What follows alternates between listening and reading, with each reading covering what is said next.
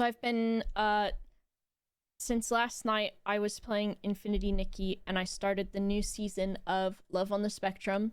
I've basically been the entire time I've been watching it, I've basically just cried because everyone on the show is just so nice and they just talk about how they just want a companion and they want to be in love and things like that. And I'm like, I want to be friends with everyone on this show. I love them so much. And then it's just so many great things happen on the show. And then I am just fucking crying the whole time. And also, one of the people on the show, his name is Connor. And he's so fucking funny. He's so funny. So I'll show you some clips from it. There's a new season! It just came out, literally. And also, one of the best fucking things about this show, so it's people who are on the spectrum with different levels of support needs. And then one of the best things about the show is everyone also has like these really great supportive families who are just really wonderful as families of autistic people. And there is some problems with the show, I think, at times, because it is like, I feel like some things sort of infantilize the people on the show, but I don't know if that's a Netflix choice or a choice of the people who are making the show, because the people who make the show who are behind the camera have been the same people from all of the different seasons, I think, because there's a UK one and there was an Australia one or New Zealand or something. And they seem cool, but there's some music that's put over stuff that's kind of like baby music, and like some of the things are kind of silly. And then the other thing that I don't super enjoy about it is sometimes if I look at Reddit or TikTok comments of like a lot of neurotypical people, they'll be like, oh, that person said that thing that was really rude. And it's like, well, they're on the spectrum. Maybe they don't understand that was rude. Or they're like, oh, they should learn not to say that. And it's like, well, should they? I don't know. The Down syndrome dating show, yeah, that one was interesting because it was called Down for Love, I think.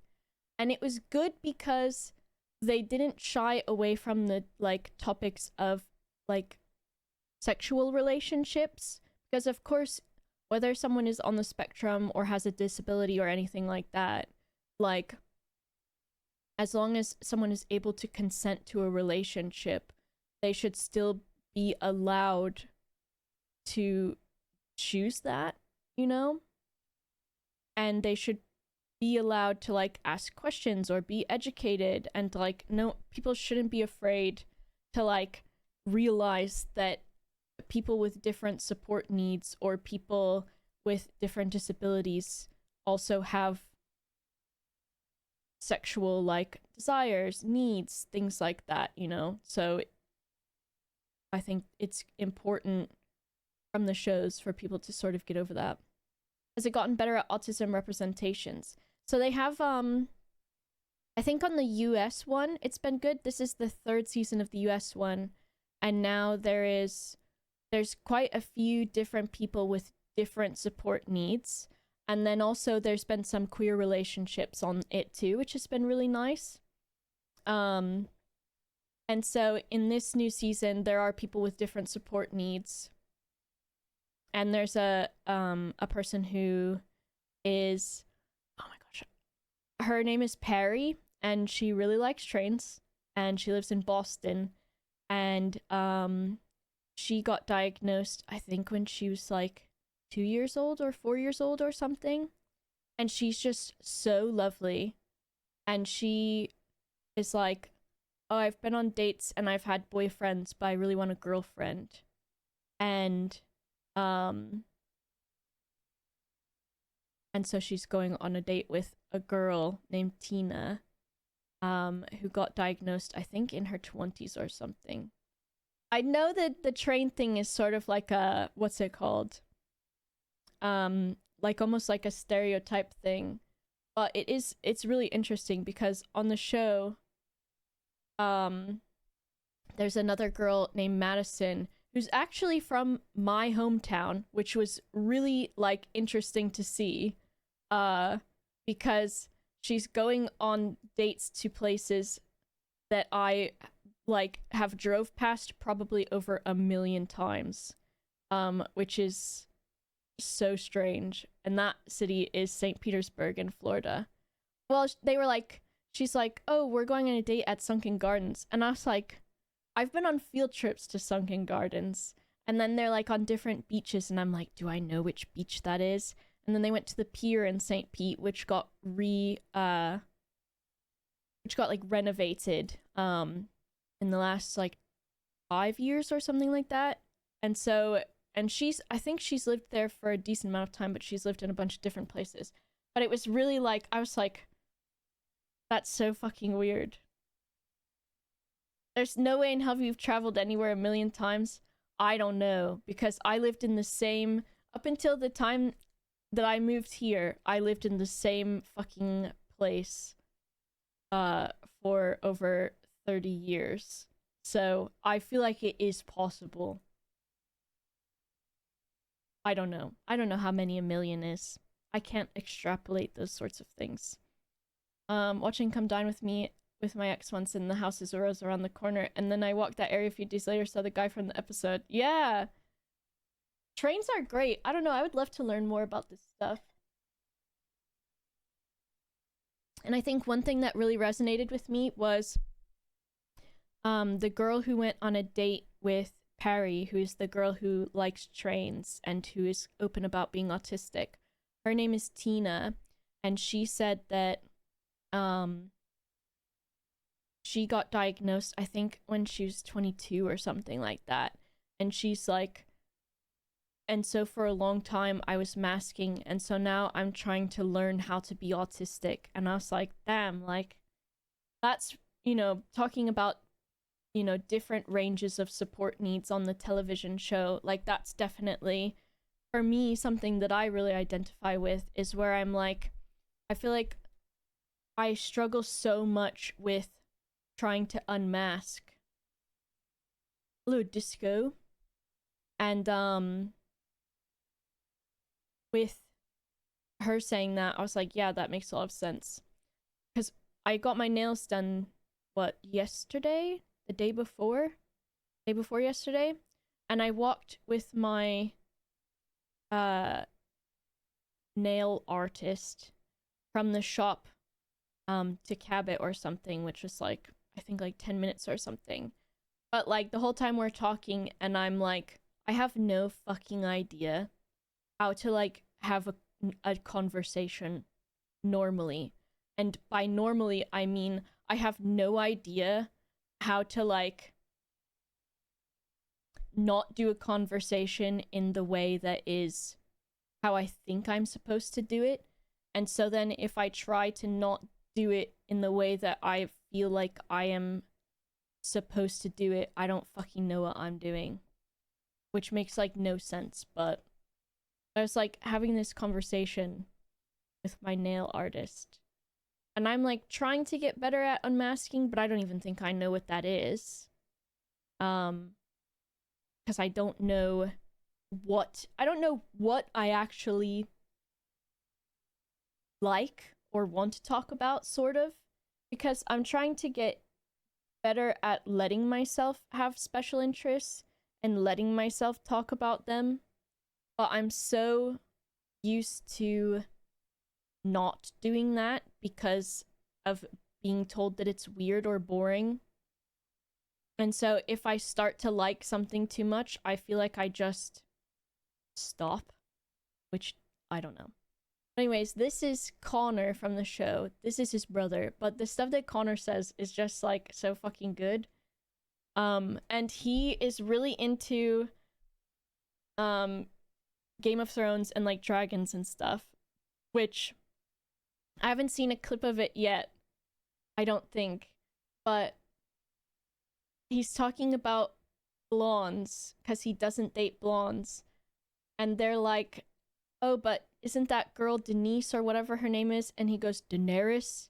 And she goes, yeah. They're like, isn't she blonde? And he's like, first of all, Daenerys, Queen of the Andals, first of her name, hero to Lord and Men, or blah blah. He says her full title, puts straight up respect on her name, right?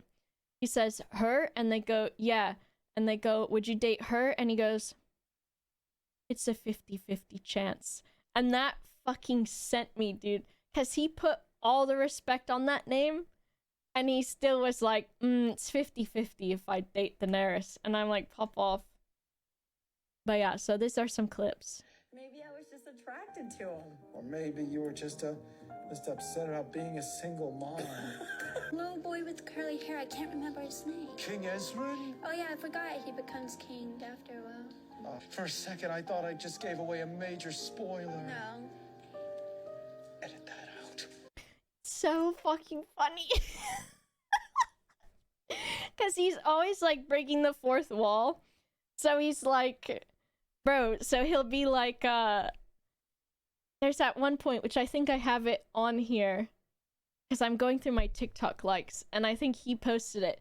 But he told them, he's like, well, what if I was walking away and Cats in the Cradle started playing like it was like a really monumental time in my life? And they're like, okay, so Netflix fucking got the rights to play Cats in the Cradle, you know, and the Silver Spoon, Little Boy Blue, and the Man on the Moon for like 5 seconds or something. But it was so good. But this one, so fucking funny. Like, his reactions to stuff, like, at some point on a date, she's like, oh, I really love these flowers. And he's like, oh yeah. And she's like, someone really handsome gave them to me. And he's like, you see, like, one thing I love about autistic people, which I think for some people can be a negative too, is like, you see how a lot of autistic people process thoughts on their face, because I think autistic people are not always great at like hiding their emotions, sort of. Like, I have a really difficult time if I'm around somebody that I don't like, or if someone says something that I really, really don't agree with. I can't help but like react with my emotions on my face. And that can be not good, because it's obviously very obvious. And so, yeah. Have you tried reading any books for late ADHD, like Unmaster How to Be You? I've not yet. I think that's another thing, is like the ADHD and the autism fighting, where if I sit down and read a book, I have to fucking like binge it. But I might audiobook some of the stuff. That's why you looked like that at TwitchCon. What the heck? No one cared who I was till I put on the mask, basically. You can like, there's like a specific period of time that I realized I must have started doing that. And Fern Brady talks about it in that podcast thing that I watched her do, where she says autistic girls are really cool to everyone, or like autistic girls are cool for being weird when they're young in like primary school, elementary school, things like that. But then once you get to like what would be, I guess, middle school for American, and I don't know what that is here, then you're not cool for liking weird stuff or boy stuff anymore. And so that's when you have to like change. And that's literally like my experience as well. Because I liked video games and anime, and then I had to be like, oh, I guess I don't like those things anymore, but now I don't know what I'm supposed to like. So I just didn't like anything at any level, because if I also liked something too much, then that was weird. Edwin, thanks for the raid. Yeah, the Friend Brady stuff has been great. We're talking about the new season of Love on the Spectrum is out, and so I've been watching them since last night, and I just basically am continuously crying the whole time, because I love friendship, and I love other neurodivergent people. But this is Connor, who is on the spectrum, and he's just so fucking funny. So I was just watching Maybe I was these. just attracted to him. Or maybe you were just upset about being a single mom. Little boy with curly He be hair. I can't roasting remember his his mom. name. King Ezrin? Oh yeah, I forgot. He becomes king after a while. For a second, I thought I just gave away a major spoiler. No. Edit that out. And there's Uber and Lyft. You'd like to use those?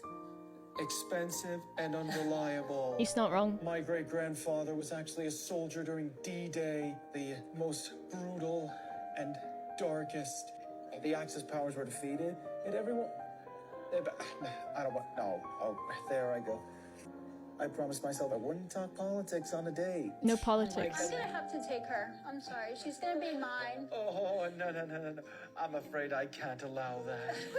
Let's go. And she's blonde.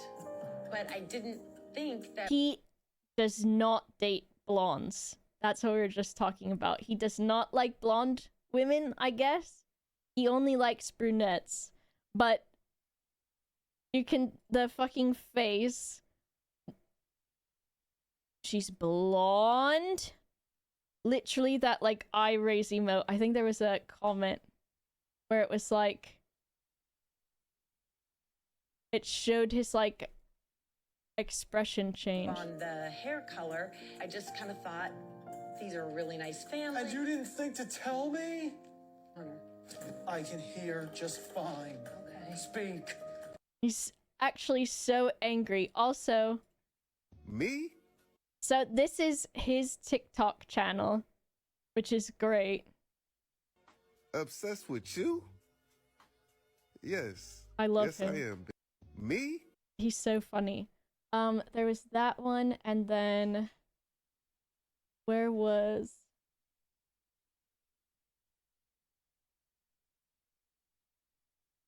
This is like what I was talking about, where when something happens, you can see his, like, facial expression change, and I really like that about him. I could never find... The right one? Yes. I love that about him. Talk to me, Connor. How's it going? And also, I do like people's reactions to everything. Sometime. I wonder if this shows his... That's afterwards, and he's, like, talking about, can you play Cats in the Cradle for me?